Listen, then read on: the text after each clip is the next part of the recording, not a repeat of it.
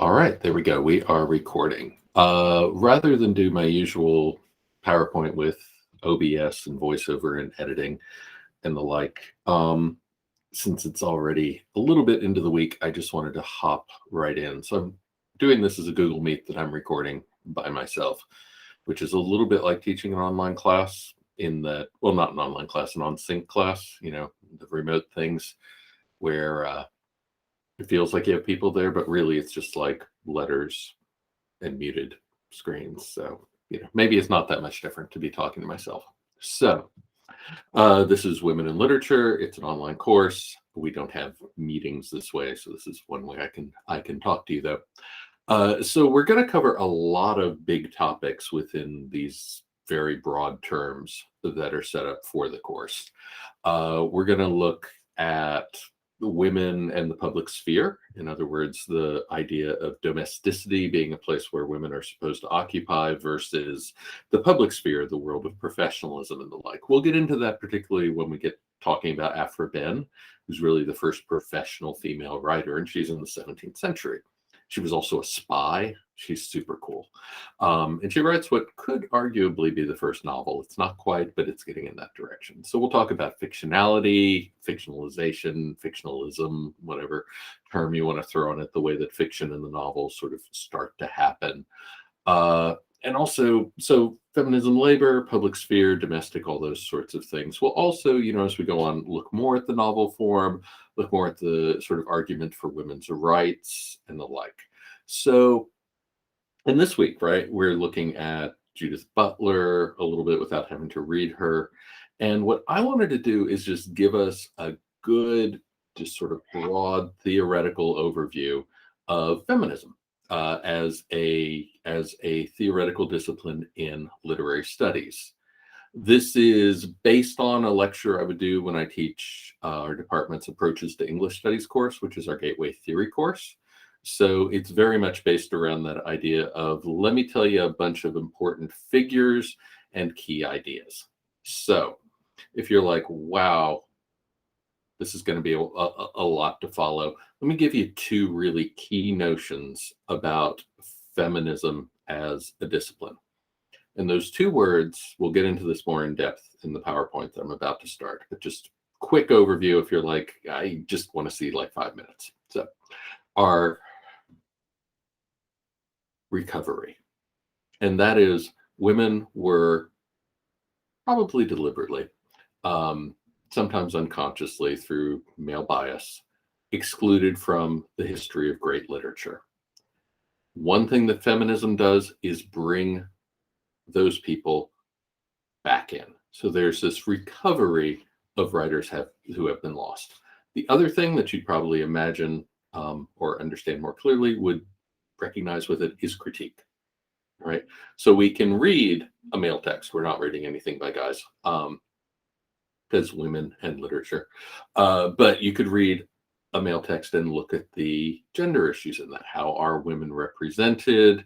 And we can do the same thing for texts written by women. Just because someone is biologically and socially identified as woman doesn't mean that she doesn't also have gender assumptions, right? There are ways that we can all be conditioned by our culture and by patriarchy. So in looking at the history of these issues, just remember those two big ideas: critique of issues, critique of representations, and recovery, right? Which is why when I was looking at the little perusal exercise that you all did this week, it was really cool to see people saying, it's just like, I don't know most of the names on this list, right? So we're very finely focused in 18th, 19th century British literature for this class, which is different than the way a lot of the other sections of this might go. It's just, this is where I'm focusing this one, because I think that there's a lot that we can get into in looking at the way that literature becomes a viable commercial enterprise, part of a professional life of women, part of women being the life of letters and the academy, and as well get a sense of sort of the history of that writing. But like I said, let us jump into a lecture on feminism.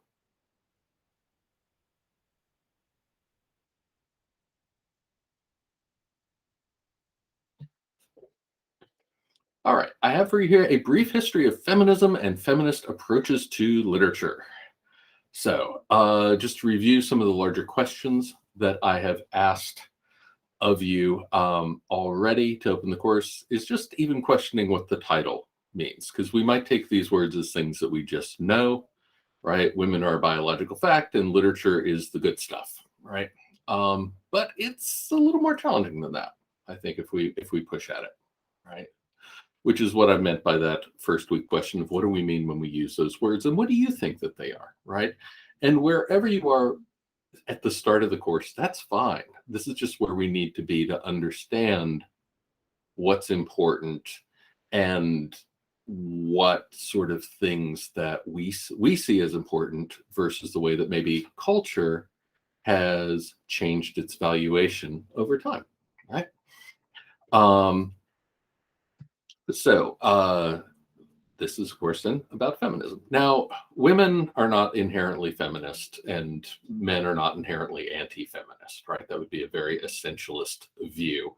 I would say, though, that even though that word can be demonized and made all terrible, if you think women are human beings, you're already on the path to understanding feminism.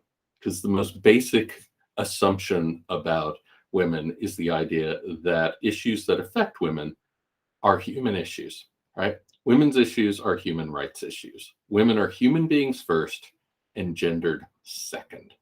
And if you can handle that not terribly mind-blowing concept, you can handle what we're talking about. But also, I figured this is probably why you signed up for the course. All right.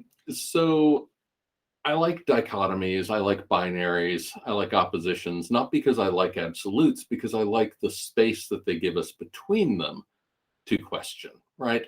So women are often categorized in these notions of nature, right? There is a human nature, maybe this is just the way people are, or nurture, right? So you could look at it as either a question of innate sensibilities or social construction, but you also might be thinking that women are also sometimes associated with nature, right? Being more natural earth mother, right?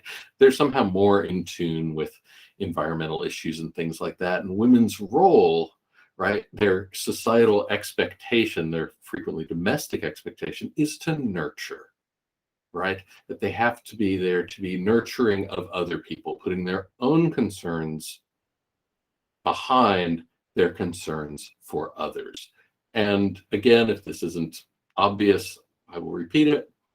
These are things that are socially conditioned and very specific to certain socio-historical circumstances. I would not say any of those things are universals. So in terms of women being a biological fact, Simone de Beauvoir has that marvelous quote that opens The Second Sex, which is a massive tome, but well worth reading at some point.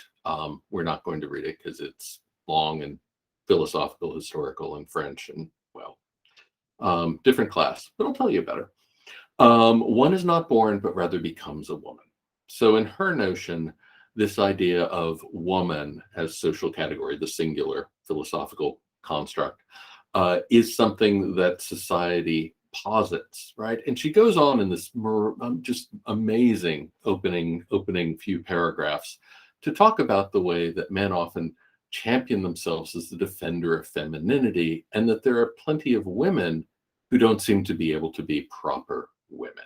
And that's one of the real markers of misogyny and these sort of patriarchal logic is this idea of elevating certain women because they hold certain categories that are appealing to male desire, and deriding and rejecting other women, usually with terrible terms, as somehow less than human and definitely not women. When we get to reading some Mary Wollstonecraft, while she herself is tremendously problematic, she has some marvelous engagements with male writers like Edmund Burke and even Thomas Paine, right, whom we normally associated with a very liberatory notion, to talk about the ways that gender is being constructed and represented in their ideas about revolution.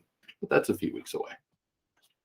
So how we define woman, the singular category, is something that is, I think, really, really important. And it's this week as we're reading, what about trans women, right? What about people who aren't necessarily born or biologically, but identify in those way? And TERFs, who don't call themselves TERFs, of course, but the rest of us do, right, are trans exclusionary radical feminists, right? And this is part of what's been a huge Twitter war. This is why nobody likes Harry Potter anymore. So what you're getting here with Judith Butler, who's really this key figure in advancing feminism into larger notions of gender studies in the late 90s with her book Gender Trouble, is I think articulating in really beautiful, thoughtful, intellectually rigorous ways the issues here. So as well, the history of feminism and even the history of womanhood is something that's really been, full of divisions around inclusion and exclusion, right? Who gets to be in and be part of things and be part of being the category of women, which oftentimes mean proper women. So white, English, upper class is something that we're going to see in the 18th century into the 19th century with the blue stockings, who we don't spend too much time with, but they'll come up, not to worry. But as well as something that was still in full flower in the 20th century with full-on feminism, right, in the 50s and 60s and 70s, where a lot of questions then had to be asked about, what about Black women? What about women from other countries, right? What about, can this only be a category applied to upper middle class educated white women, right? How does feminism manage to include? And these are questions that have always been really difficult within feminist theory. And even I would say in the selection for this class, because I'm focusing very specifically in this area, these are things I want to question. But I mean, a fault that you could certainly find with it is the fact that it doesn't really go beyond that, because I'm trying very specifically to look at the development of these questions and leave it a bit to us in our discussion, and you as a student bringing your own experiences to this, to question some of these things, to say, how does this apply to me in the 21st century? And what needs to change, right? What can I learn and take from these historical texts, from these historical ideas that are still valid, but how do we need to change and tweak and adapt them? And those are questions that you're going to be really fit to answer, right? So don't deny your own experience and your own understanding of things when you're in this course. There aren't right answers, but there are well considered and properly supported answers. And that's really what we're looking for. Just think about trying to explain your ideas to someone else in a way that they can understand you, right? It's very easy often to just talk from our own experience and just expect people to meet us there. But the more you can do to illustrate to us your thinking and your process is really important. And this is why these PowerPoints take forever, because I'm on slide 2 and I keep talking. So let me pick up the pace a little bit. All right, misogyny. This is a word I've thrown around a lot already. You may have too. Let's just make sure we know what it is. It is a hatred of certain people because of their gender, specifically women, right? Anything categorized as female is despised, which we oftentimes only think has to be like frothing at the mouth hatred. But here's a whole series of quotes from very famous, esteemed male thinkers and philosophers throughout time who are exhibiting these tendencies, right? It can sometimes be just a very quietly calm, seemingly rational viewpoint, but it's still very misogynist, right? Aristotle defined the female being female by lack. Lack is a word that becomes very important in Freudian theory, in feminist Freudian theory, in talking about that, because Freud, of course, famously, the penis is the thing, it pauses presence, women have absence, right? Which is really infuriating and upsetting. It carries through from much earlier times. If you see me gesturing, it's because I have 2 monitors and my PowerPoint's over there. So I apologize for that. It's just kind of an innate thing that I do. It's probably distracting to see my hands, so I'll try to keep them out of the frame. St. Thomas Aquinas, who we know for many wonderful things if you're into religious studies, but he described women as an imperfect man. Also, theories of the homunculus, which is that women contribute nothing to the birth process except to add problems and faults. That's why Henry VIII was divorcing and killing off so many of his wives, because it was this idea that somehow the man would provide the woman with the perfect stuff, the homunculus, the little man, and it would be up to her to bake it, right? To grow it, and if there was a problem, if it was a woman when it should have been a man, when it was, they have a daughter instead of a son, that's her fault. She doesn't contribute anything to it. It's all the guy. Now, of course, that's biologically nonsense, but you'd be surprised how long this goes. Even so, right? We have in our culture these often unconscious, sometimes very deliberate distinctions between women as feeling and understanding sensation and bodies and the like, and men as being rational and intellectual. And this is just a really strict and very damaging binary. Where I said I liked binaries and dichotomies, by that I mean I like them as a problematic issue to deal with, because binaries create violence. Inherently, it becomes a hierarchy where one half of the binary is positively valenced and the other half negatively, right? And you will only have really disruptive, terrible, terrible things result from that, right? All right, proto-feminism means before feminism. And that's where a lot of our work in this class is going to be done. Feminism as a word originates in the 1890s, but the history of it actually goes back even further than where we're starting, although we're starting pretty early.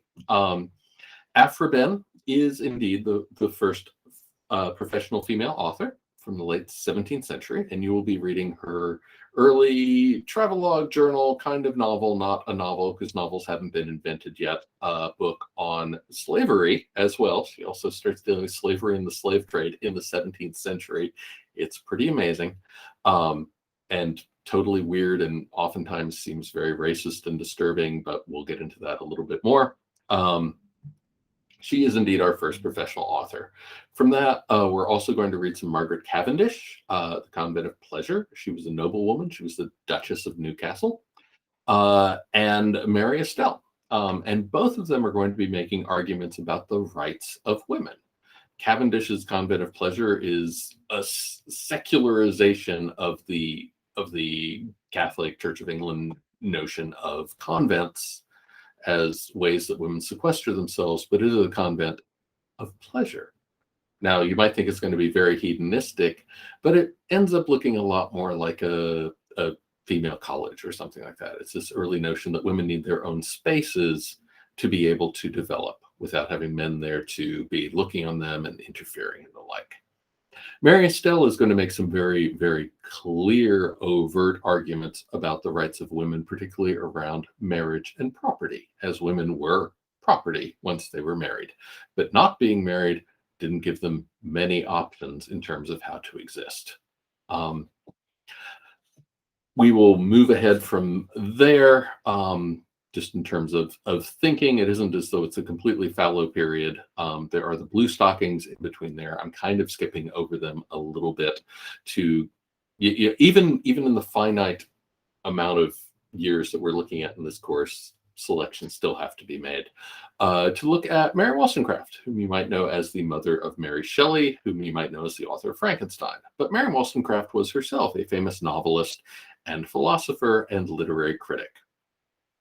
And she wrote a book, A Vindication of the Rights of Woman, in 1792. And this is one of the most overt arguments for women's rights, but it is a very weird argument for it indeed.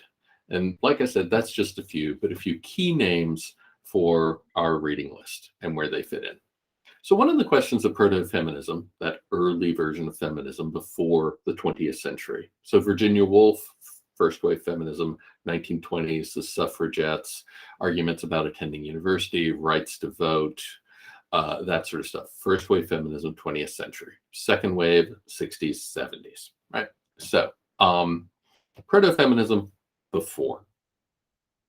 So Mary Estelle, for her, women were defined very specifically. They were English, they were Anglican. Religion is so crucial to Mary Stell's argument. And they were Caucasian, right? They were white. She does not address people outside of that except to say that they need to come to, say, being Anglican. You can't really do much about being English or white, though, right? She also compares marriage to slavery, which is really, really compelling. But she's also doing so during a time where English wealth is being built upon the slave trade. And while there might be sympathies between a position of oppression and actual slavery, it's a little sketch, we'll say. But perhaps not entirely without merit, but kind of really coming from a point of privilege, I would say.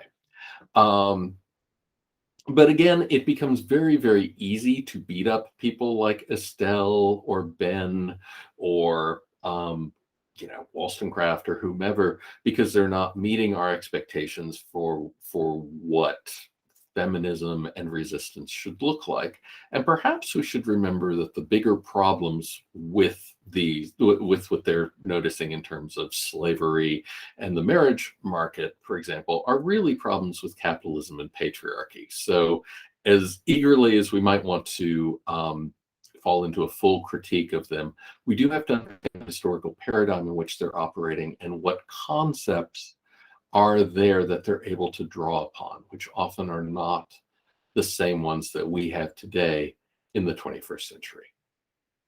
By the 19th century, the Bluestockings focused on being really a literary club. They were very proper, and they believed a lot in restraint. Novels are considered bad by most of these people because they excite ideas of romance. They can misguide. And women specifically can get a head full of ideas about, say, marriage or what have you that just aren't the way the world is. So restraint is a good thing to have, right? But what if you just want to, as Kathleen Hanna pointed out in the Riot Girl Manifesto, right? A riot is not being quiet. What if you don't want to be quiet? What if you don't want to be proper?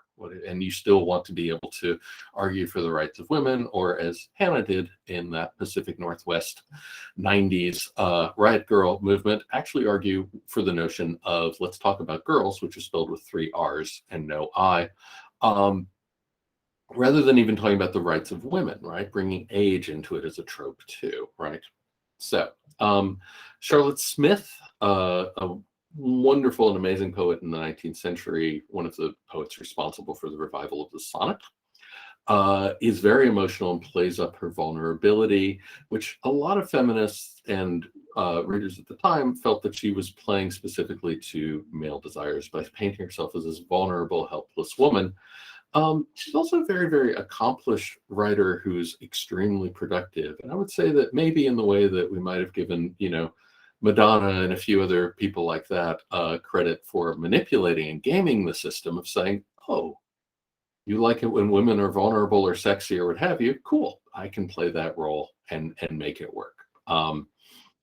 So again, that's a place where, none of these things are very settled, and that's why I like them, right? Is that there's a lot of ways that you could argue for the pros and cons of a writer like Charlotte Smith or the Bluestockings or what have you. And that's kind of what I want to encourage, is that sense of debate and discussion rather than settling that, it is, Smith is this one thing and that's it. That's really, I think, antithetical to the way that I like our processes to work.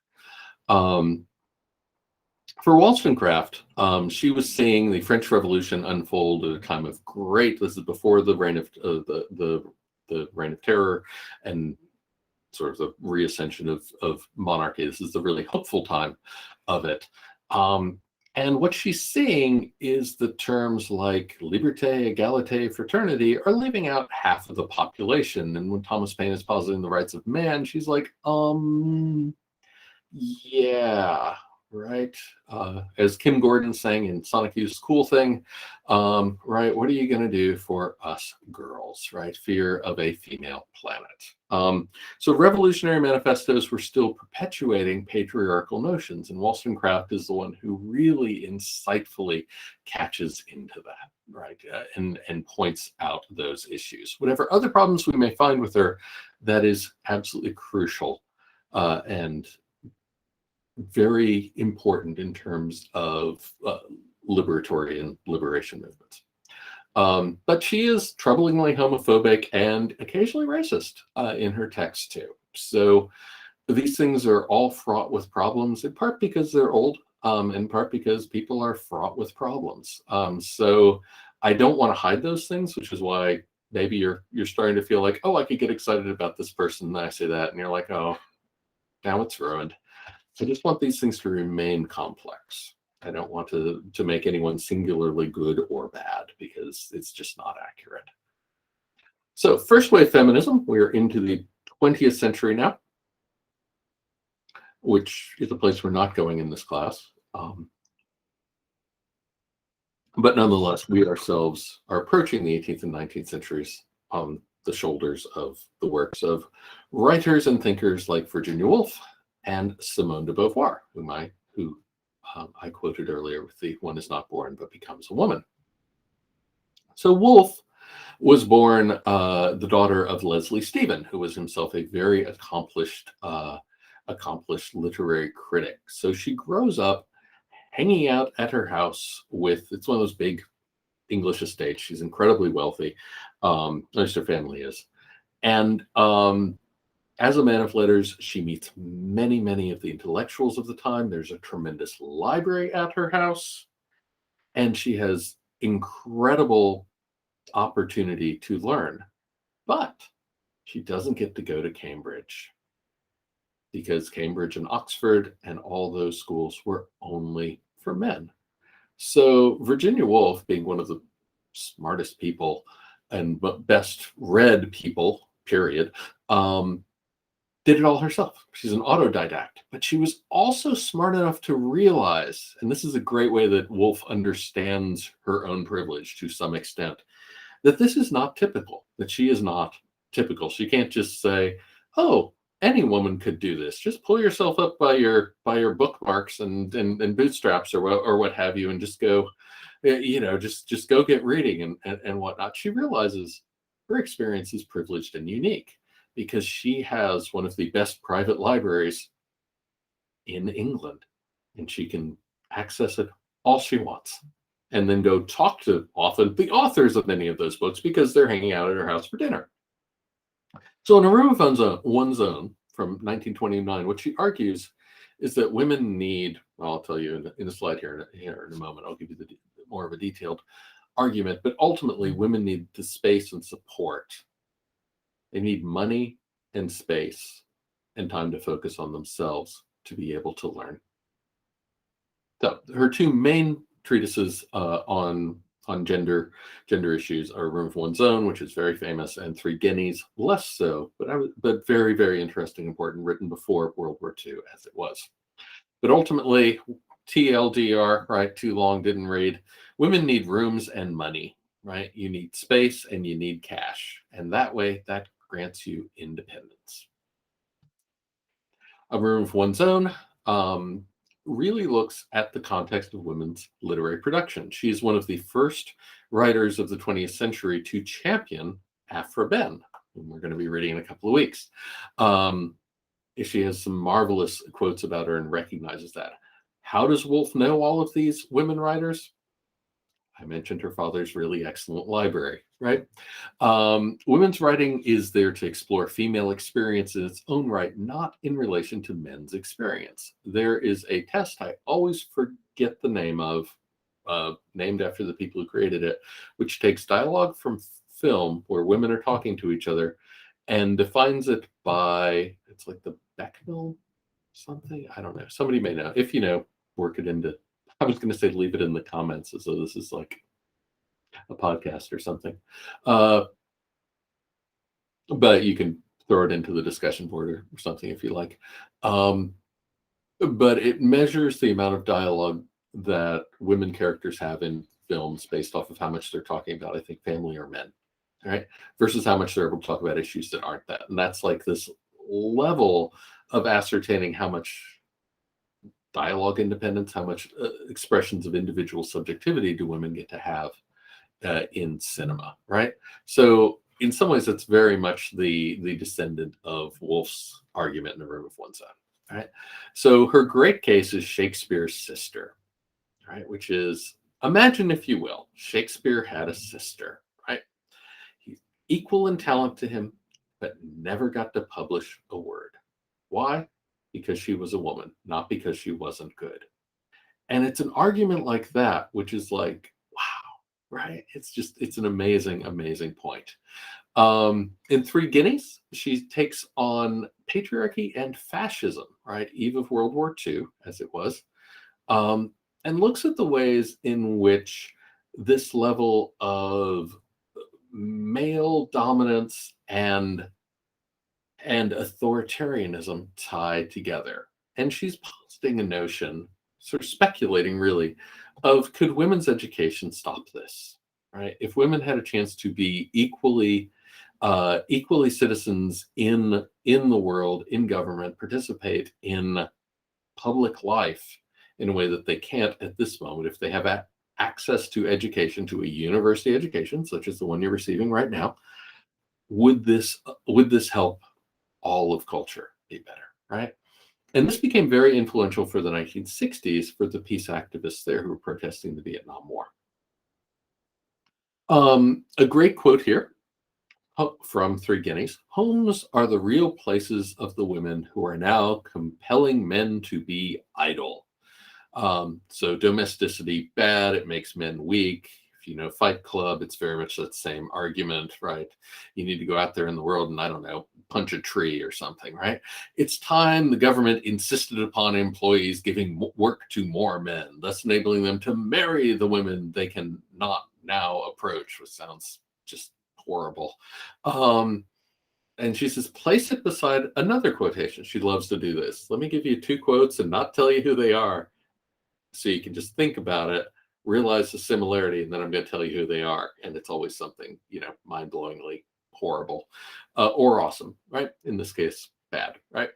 Beside it, place another quotation, another terrible, terrible patriarchal utterance. There are two worlds in the life of the nation: the world of men and the world of women. Talk about the separate spheres that I mentioned a few times, public, private, that's it. Nature, what? Nature has done well to entrust the man with the care of his family and the nation. The woman's world is her family, her husband, her children, and her home. And please don't throw your laptop across the room while you're watching this, or your phone or whatever, because that would be expensive. But I share your fury with this, and so does Wolf. This is why she's pulling these quotes out. So what's the catch, right? Because these are both absolutely gross, and they're saying the same thing, right? I think we can say that, right? Domesticity, that's where women go. Take care of your men. Men need to get, more money, more promotion, more yada, yada, yada. And what she points out is one's written in English and the other's written in German. Now, for us, 2022, we're like, so what? Well, remember at the time, who were the antagonists and protagonists in the emergent world war, right? England setting themselves up as the anti-Nazis, right? The not German. So if they're both saying the same thing, are these not the voices of dictators, right? If they're both arguing that women need to perform the same role, and we see in this ways that Woolf is drawing on Wollstonecraft, right? And her critique of saying, well, wait a minute, if revolutionaries are still saying women are oppressed, how is this revolutionary, right? How are we being liberated when this notion is liberation, right? And instead, and Woolf is also saying, it's just like, look, these supposed proponents of freedom and the like are still saying women need to be oppressed. Simone de Beauvoir, the 20th century, lived till 1986. Well, not lifelong, but very long relationship with the French philosopher Jean-Paul Sartre. She's mostly known as a philosopher. She was also, much like Sartre, an existentialist. Take a philosophy class, but quick version is existence precedes essence. In other words, we become rather than we are. which then makes her opening sentence: if one is not born, one becomes a woman. Experience in the world is what shapes us as thinking, rational subjects, not we are inherently something else, right? Of course, she's a writer. She writes lots and lots and lots. She taught. I mentioned Jean-Paul Sartre. There they are hanging out at a Paris cafe. I don't know, what's that, 40s or 50s. Don't we all wish we could be as cool as Sartre and Beauvoir, hanging out at the cafe, having their deep philosophical thoughts, as they are. They look very impatient in this moment. They probably didn't like having their picture taken. Probably interrupted a very good conversation about the nature of existence or something. We have to create our own meaning too. That's another thing that existentialism does, because the world is inherently meaningless, because there is nothing that precedes becoming, right? So Second Sex from 1949, so the other side of the Second World War. She's looking at sexuality as a category and socialization, right? So a quote from this amazing introductory bit of the book: all agree and recognize the fact that females exist in the human species. And yet, we are told that femininity is in danger. I believe I mentioned this earlier, sort of patriarchal defenders of what femininity is that aren't women, right? We exhorted to be women, remain women, become women. It would appear then that every female human being is not necessarily a woman, right? In other words, woman has a very specific series of associations and values attached to it, which, as I mentioned, was true in early feminism, in ways to try to create a discourse and a dialogue to make these definitions of the subject very narrow, to even then patriarchal oppression that says you're not doing these things. What's the difference? One is still striving to be liberatory. The other one is striving to oppress, right? Everything is ideological, but the ends of the ideology are ultimately different. That quote. So she begins with these questions of biology, then history, then mythology, politics, gender. It's like 800, 900 pages. It's really amazing. All these sections, she's dealing with all these ways that culturally women are gendered and created and made into myth. Myth is a really key word. This is sort of this idealization of women as opposed to regarding them as human beings, right? So contemporary male authors try to mythologize women, right, into these, I guess Manic Pixie Dream Girl was one from like the last 10 years, just these tropes of female types that are idealized, right? Who is the perfect woman, right? How can you yourself remake yourself to live up to these standards of beauty or personality or clothing or whatever it might be, right? And these are all ways that gender and identity become mythologized. And in all of this, women are cast as other. So men view themselves as selves and therefore assume, this is called male privilege, right, that the world is their way of seeing things. And women are that other thing. Remember the Aquinas quote, right? A woman is an imperfect man. Man is a self. Woman is other. So othering means that, which is a theoretical term you'll see used, capitalized, as I have there.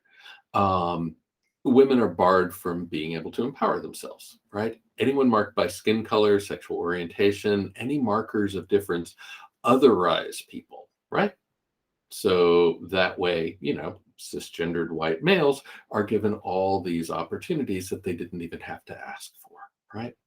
And the main thing then in privilege is to work as an advocate for everyone else to get the same opportunities that like in my case, just from virtue of being this, that I was given, right? Which I didn't even have to ask for. But being very aware of that, I want everybody to have that, right? And that's really what de Beauvoir is arguing, right? That's really one of the most key things around feminism, right? Is just want an equal shot at these things and these opportunities, right? So gender, race, sexuality, she's one of the first to really start bringing in all those issues together. So those made other have to look at the historical situation. Also, those who've done othering or just simply participated in it, just unconsciously, have to study the historical situation that made their alterity, another clever word for otherness, possible, and what circumstances then legitimized it. What made it okay to do that? And of course, then the goal is to change it. So if we were to think like Marxists for a moment, to get really scary for a little bit, but we are going to talk a lot about labor in this class too, because there's a lot of things that labor means in terms of female production, right? Not the least is also reproductive labor, which we'll speak less on, but still that word is in there too. De Beauvoir suggests a critique of ideology and hegemony, right? So ideology being our unconscious beliefs and thoughts, and hegemony being the ways in which the ruling class make those things seem natural. So if women get defined as other, much as the way we've seen putting in the subordinate domestic position, don't think of yourself, think of taking care of everyone else, a woman is therefore denied her own subject position. Lois Tyson, a person who's written a theoretical book that I'll quote quite a bit here. As I mentioned, a lot of this is drawn from our literary theory gateway class. A woman is not a person in her own right. She is man's other. She is less than man. She's kind of alien in a man's world. She's not fully developed human being the way a man is. Tyson is not advocating this. She is noting this is the logic of patriarchy. So please note that. And obviously the goal in all of these cases is to change that, right? So in order to understand it, though, we have to understand the historical situation that made this reality possible, ergo some of the logic that goes into the selection of material for this course. All right, from here on out in the rest of the PowerPoint, I'm going to get into some very specific versions of feminism. And I think in that case, I might just go ahead and I think wrap this up at this point, because I think the rest of this is a little bit more if you really want to deep dive into different types, but maybe I can just go through it a little bit more quickly, right? So materialist feminism is something that considers more the socioeconomic oppression of women, in terms of looking at it in very, very concrete ways of being in the world, right? So Marxism is, of course, concerned with how our socioeconomic conditions determine who we are and what we are able to be in the world, what we're able to think of as possible. And if we gender that, then it becomes materialist feminism, right?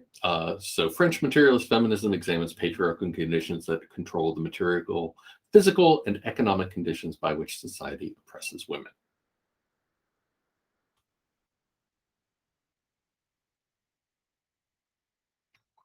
The parallel then becomes that as the upper classes oppress the lower classes, right? One set of rules for the rich people, a different one for everybody else, all the rest of us, right? Women are also placed in subordinate situations in families.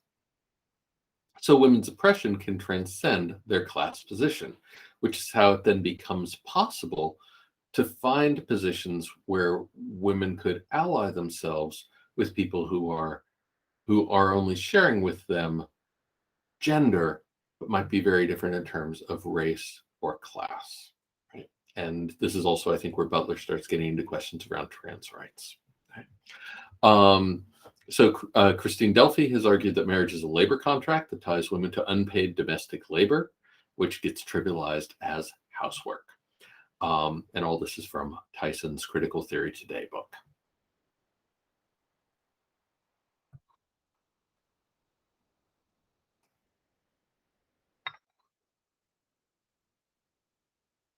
Anglo-American feminism, which is probably what we are most familiar with. I want to make absolutely certain that at some point in this, I don't just say feminism as in it applies to the entire globe. We're looking very specifically really at England and America.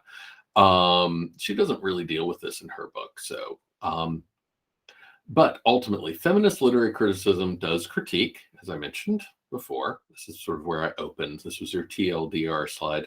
Critique of male constructed literary history from Elaine Showalter, and recovery to find the works of women authors excluded from the literary canon on basis of gender rather than quality. Is it good? Yes, right? Is it written by a woman? Yes. Does it matter then? Patriarchally, no, right? Because it can't be as good as if a dude wrote it, right? So critique and recovery are those two key things, right? The problem with this gyno-criticism is the fact that then we're looking very specifically as was somebody born a woman, right? And I'll say that I think as far as just a basic litmus test of say who gets included in a class like women in literature, um, I don't have a problem with that. But when we get more into essentialism and the like, and the sorts of logic that enables things like what Rowling advocates, which is that trans women aren't women, I do have problems with that, just to say for myself. So Whereas the French were focusing more on language and the specific ways in which language could be patriarchal, this was mostly being done by literary critics who wanted to focus on novel and the novel form. So therefore, it's very amenable to a course like ours. So taking a look at great works by male authors to often say like, hey, did you notice how women are getting treated in this? It's not great, right? And we start to then reconsider many of these authors in a new light. Indeed, I don't like this term, but I'm going to use it just because I assume we all would know what it means. This idea of cancel culture, right? Which I just don't like because I feel like the right wing uses it in ways that aren't helpful. I have no problem with canceling people who are really toxic. Don't, again, just to make that clear, that's not new. All right, this is something that goes on throughout this history to say, as we realize more, that wow, we never really noticed just how sexist that thing is. And then what do? Jump to the defense of that person to argue against everybody else who pointed it out? No, that's silly, right? Instead, note it and learn from it, right? So a lot of times looking at women characters in books written by male novels. Books written by male novels. Sorry about that. Books written by male authors. So this is why I sometimes edit these things. So it exposes patriarchal ideology in the text as a symptom of the systematic masculine dominance. Annette Kolodny is somebody who critiques French feminism specifically as making these arguments about, say, feminine writing. Then all women would have to be writing feminist texts, and that's not good, right? So instead, Kolodny is one of the critics who offers that women actually write in a lot of different ways because they're authors first and foremost and women second, right? And I think that's a really great way to look at it. Your mileage may vary, but for me, that really works. Women have their own reflexive constructions. We have ways that we've been conditioned to think about things, but nonetheless, authors work to transcend those things and imagine themselves other people and in other subject positions. Right? The absolutely key text of this early feminist literary theory, this Anglo-American system, is The Madwoman in the Attic by Sandra Gilbert and Susan Gubar, two professors who were they've always been in the Northeast. They were at UMass Amherst at the time. I'm blanking right now whether they were at Amherst when they wrote this or Princeton or exactly where. But associations with Amherst, absolutely. So just down the road from us. So Gilbert and Gubar chose to collaborate, much in the same reason why Wordsworth and Coleridge chose to collaborate on lyrical ballads way back in 1798. This idea that they wanted to take away even this notion of singular critical production and instead say that we all work together. There's a communal effort, right? Kind of the philosophy that gives us perusal, right? We're all reading this together. We might as well just be open about it, right? We work together, we think, we bounce our ideas off of each other. Therefore, we are both part of this process, as opposed to I am singular author of this work of genius. It really diffuses that, which is cool. So again, if you really want the textbook of recovery and critique, this is the one, right?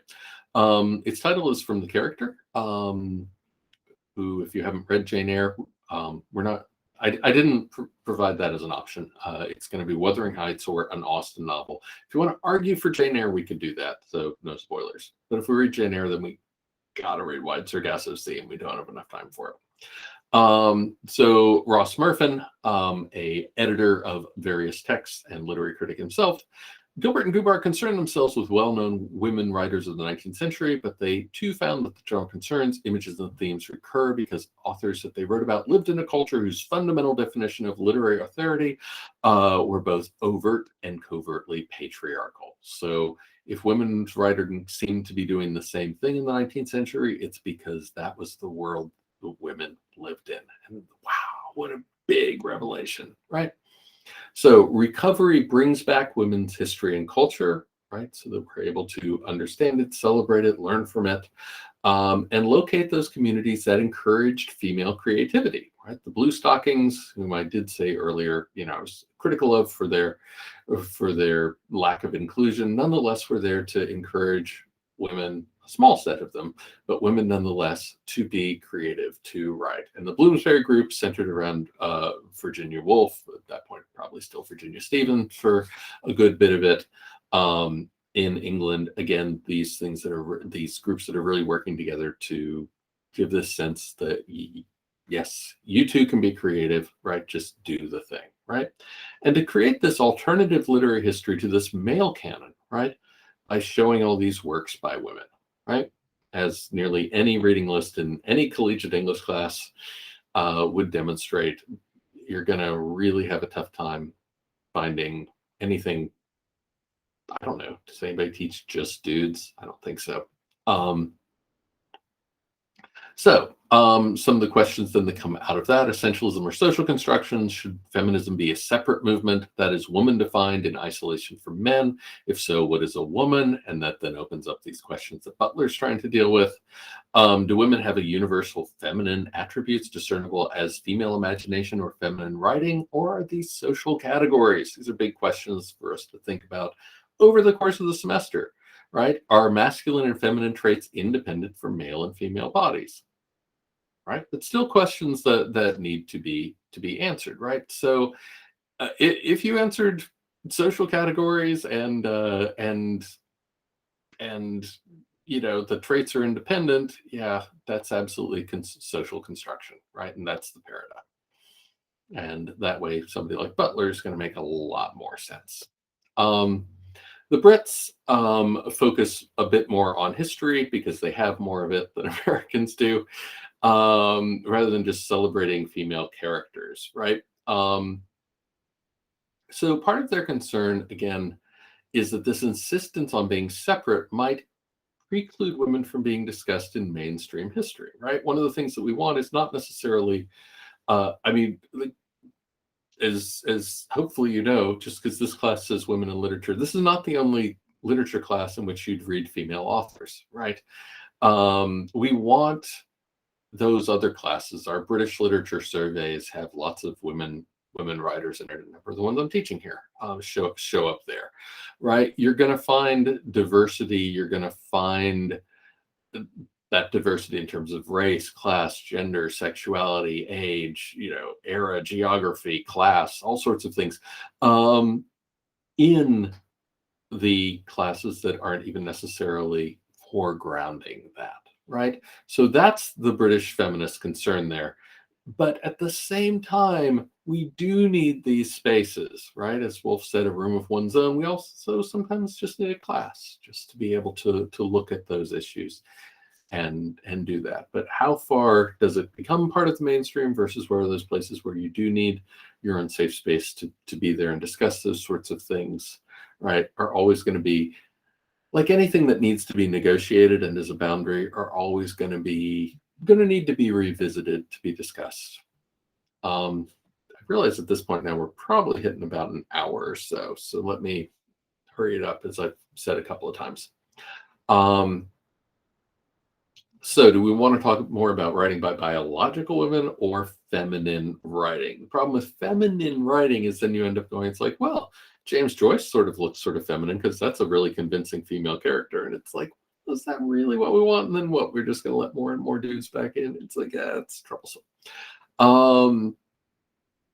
Right. And as well, I think the other thing is, if white upper class upper middle class, upper class women are considering the plight of other white upper middle class women.